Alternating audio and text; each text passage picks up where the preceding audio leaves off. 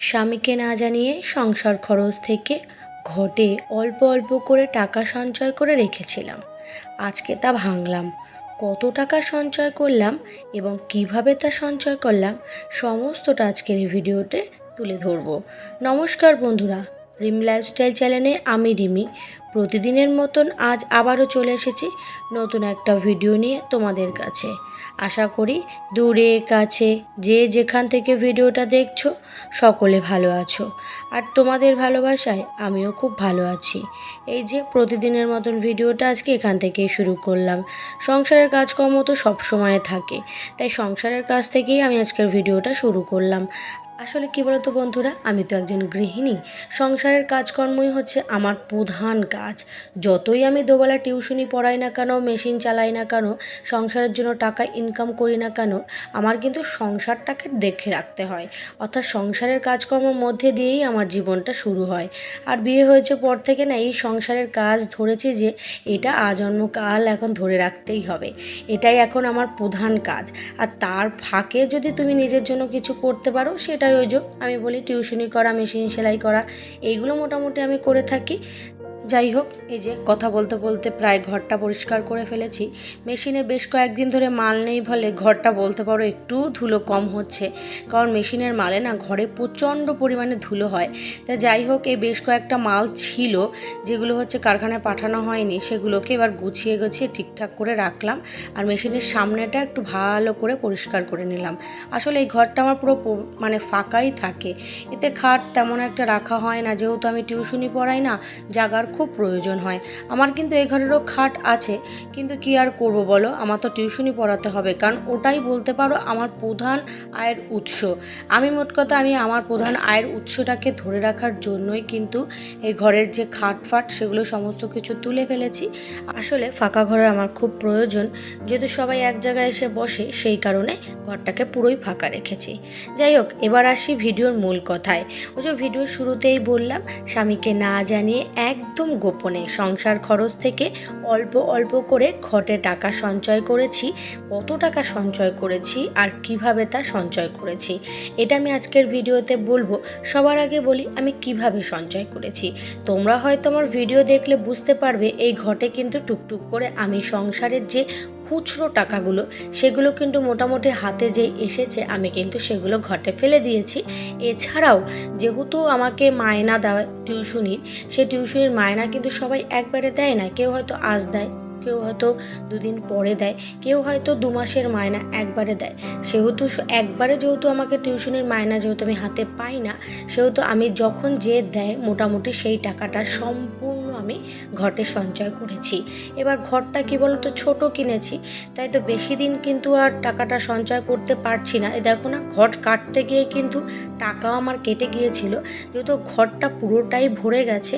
এই যে দেখো কতটা 500 টাকার নোট কেটে গেছে। এবার কি বলো তো, এটা যদি আমি আরও ভরতে থাকি তাহলে দেখা যাবে যে টাকার কেটে বার করাই যাবে না। আর যেহেতু এটাকে কেটেই বার করতে হবে, সেহেতু কি বলতো, এই জন্য অল্প থাকতে থাকতে আমি সম্পূর্ণটা একবারে বের করে নিচ্ছি।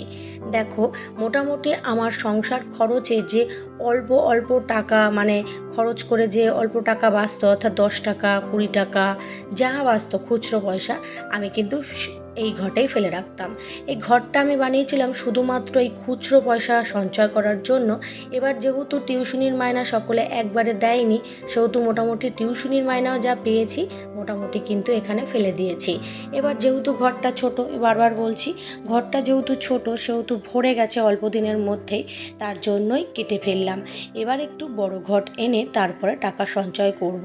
আসলে কি বলতো বন্ধুরা, আমি যে ঘর জমাই না, এটা সম্পূর্ণ একজন গৃহিণীর গোপন সঞ্চয় বলতে পারো। এটা আমার একদম গোপন। আমি মোটামুটি সংসার খরচে যে খুচরো পয়সাগুলো আসে সেগুলোর জন্যই এই ঘরটাকে রেখেছিলাম। যেহেতু আমি সবসময় বলি যে খুচরো পয়সা সঞ্চয় করতে করতে কিন্তু একটা সময় মোটা অঙ্কের টাকা সঞ্চয় করা যায়। আর ওদিকে কি বলতো, আমি তো খুচরো পয়সা সঞ্চয় করেছি, তার সঙ্গে কিন্তু আমার টিউশনির মায়নাটাও এখানে সঞ্চয় করে নিয়েছিলাম। যেহেতু বেশ কয়েকদিন ধরে ব্যাংকে যাওয়া যাচ্ছে না, যেহেতু এখন বলছি ওই ব্যাংকে প্রচুর পরিমাণে কেওয়াইসির কাজ চলছে, চলছে, ব্যাংক প্রচুর ভিড়, তার জন্যই এই ঘটে সম্পূর্ণ টাকাটা ফেলা হয়েছিল। কিন্তু আর কি করা যাবে, যেহেতু ঘরটা ভরে গেছে আর আমিও সেইভাবে ঘরটা কাটতে পারবো না, তাই তোমাদের দাদাভাইকে জানাতে বাধ্য হয়েছি। একদম তোমাদের দাদাভাইকে না জানিয়েই কিন্তু আমি ঘরটা সঞ্চয় করি। কারণ কি বলো তো, হাজব্যান্ডের অনেক কথা আছে কি একটু গোপন করে রাখতে হয়, কারণ তাদেরকে যদি জানাই তাহলে তারা কি করে অনেক সময় কিন্তু ধার চেয়ে বসে। এবার ধার চেয়ে নিলে কিন্তু সেই টাকাটা ফেরত দিয়ে দেয়, কিন্তু কি বলো তো সেটা না একবারে আমি পাই না। তার জন্য আমি সবসময় কি করি, ওই গোপনভাবেই টাকাটাকে সঞ্চয় করি। ওই যে আমি বারবার সব ভিডিওতে বলি স্বামীকে না জানিয়ে। কেন বলো তো আমার হাজব্যান্ডকে আমি জানাই না, কারণ আমরা হচ্ছে জয়েন্ট ফ্যামিলিতে থাকি। যখন টাকার প্রয়োজন হয় তখন হয়তো আমার কাছ থেকে নিয়ে তারা কাজটা চালিয়ে ফেলে, কিন্তু পরে যখন ওই ধার দেওয়া টাকাটা যখন আমি হাতে পাই তখন কিন্তু সেটা আমার আর কাজে আসে না, তখন ওটা কোনো রকমভাবে এদিক ওদিক করে খরচ হয়ে যায়। তাই সবসময় আমি কি করি, একটু গোপনেই টাকা সঞ্চয় করি।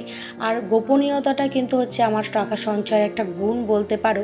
আর এই যে টাকা সঞ্চয় করছে তোমার দাদাভাই কিন্তু একদমই জানে না, যেহেতু ঘরটা এখন কেটে দিচ্ছে তাই জানতে পেরেছে।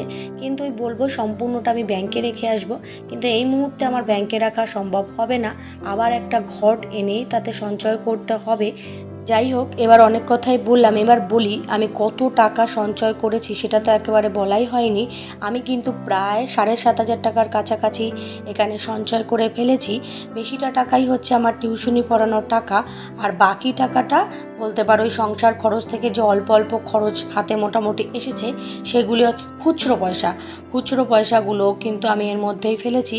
20 টাকা 10 টাকাগুলো বেশিরভাগই খুচরো পয়সা, অর্থাৎ দোকান থেকে যখন ওই কোনো কিছু আনতে দিয়েছি তখন ওই খুচরো পয়সাটা কিন্তু আমি ঘটে সঞ্চয় করেছি।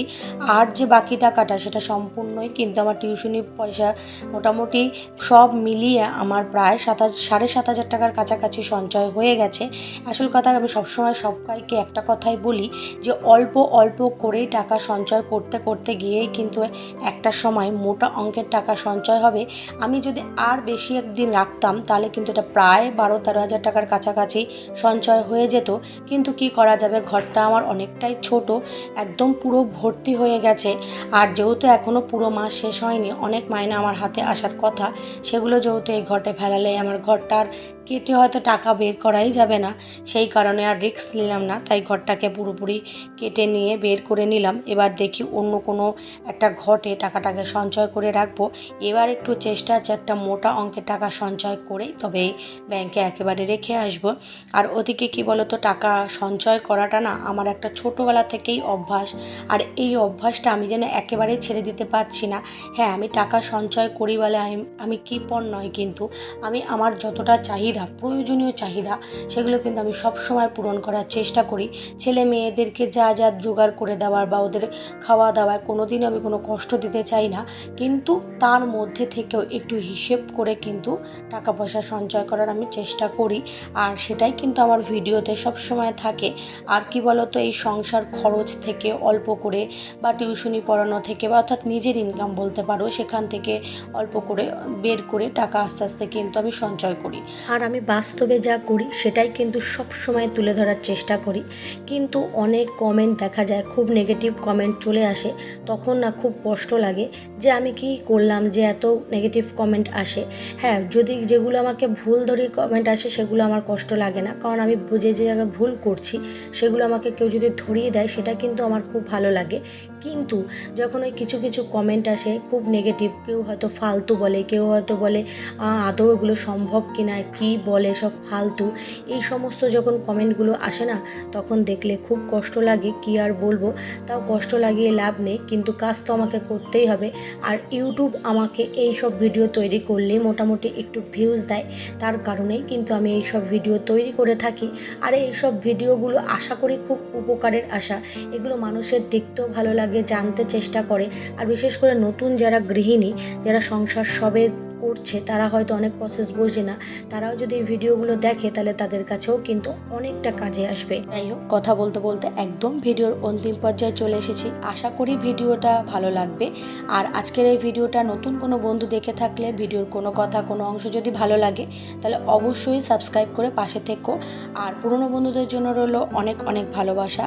আজকের মতন আসি, সকলে ভালো থেকো, সুস্থ থেকো, সাবধানে থেকো। আবার দেখা হবে নতুন একটা ভিডিওতে। আজকের এই সুন্দর দুটো ফুলের মধ্যে দিয়ে আজকের এই ভিডিওটা শেষ করলাম। সকলে ভালো থেকো, সুস্থ থেকো, সাবধানে থেকো। টাটা।